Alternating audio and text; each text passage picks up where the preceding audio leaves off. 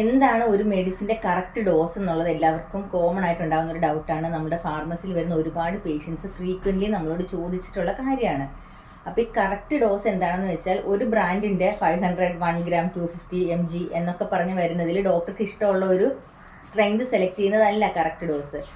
പേഷ്യൻറ്റിൻ്റെ age, weight, body surface area, അതുപോലെ തന്നെ പേഷ്യൻറ്റിൻ്റെ ഡിസീസിൻ്റെ intensity, ഇതെല്ലാം കൂടി കാൽക്കുലേറ്റ് ചെയ്ത് തീരുമാനിച്ച് അതിന് കുറേ ഇക്വേഷൻസും കാര്യങ്ങളൊക്കെ ഉണ്ട്. യങ്സ് ഫോർമുല, ക്ലാക്സ് ഫോർമുല എന്നൊക്കെ പറഞ്ഞിട്ട് കുറച്ച് ഫോർമുലാസ് നമ്മൾ പഠിക്കുന്നുണ്ട്.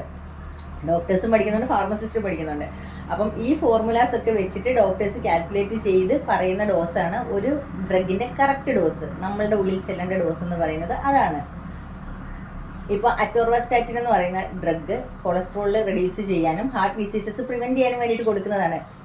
അത് 5 mg മുതൽ 80 mg വരെ അവൈലബിൾ ആണ്. അത് ഓരോ പേഷ്യൻറ്റിൻ്റെയും ലിപ്പിഡ് പ്രൊഫൈൽ ചെക്ക് ചെയ്തിട്ട് കൊളസ്ട്രോളിൻ്റെ ലെവൽ അനുസരിച്ചിട്ടാണ് ഡോക്ടർ ആ ഡോസ് കാൽക്കുലേറ്റ് ചെയ്ത് പറയുന്നത്. ഞാനിത് പറയാനുള്ള കാര്യം, അറ്റോർവാസ്റ്റാറ്റിൻ 80 ഒക്കെ കഴിച്ചുകൊണ്ടിരിക്കുന്ന പേഷ്യൻസ് ഡോക്ടറോട് പറയാതെ തന്നെ ഞാൻ നോക്കുമ്പോൾ കുറഞ്ഞു എന്ന് പറഞ്ഞിട്ട് കുറയ്ക്കുന്നത് കണ്ടിട്ടുണ്ട്. പേഷ്യൻ്റ് തന്നെ വന്നിട്ട് 80 ആണ് എഴുതിയിരിക്കുന്നത് പ്രിസ്ക്രിപ്ഷനിൽ, അത് 40 മതി എന്ന് പറയാറുണ്ട് നമ്മളോട്. അപ്പോൾ ഞങ്ങൾക്ക് എന്താണത്, അത് കൊളസ്ട്രോൾ കുറഞ്ഞു, ആ 80 mg നിങ്ങൾ ഡെയിലി കഴിച്ചുകൊണ്ടിരിക്കുന്നത് കൊണ്ടാണ് അത് കുറഞ്ഞത്. നിങ്ങളത് സ്റ്റോപ്പ് ചെയ്യുമ്പോൾ പിന്നെ അത് കൂടാനുള്ള സാധ്യത തന്നെയാണ് ഉള്ളത്.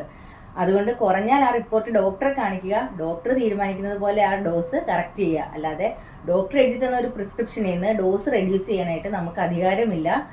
അത് ഫാർമസിസ്റ്റിനോടും അത് ആവശ്യപ്പെടാതിരിക്കുക, ഞങ്ങൾക്ക് പകുതി മതി എന്നുള്ളത് ആവശ്യപ്പെടാതിരിക്കുക. അപ്പോൾ ഇത്തരം യൂസ്ഫുൾ ഇൻഫർമേഷൻസിന് വേണ്ടിയിട്ട് എൻ്റെ ചാനൽ ഒന്ന് സബ്സ്ക്രൈബ് ചെയ്യുക. Thanks for watching. Bye from Asha.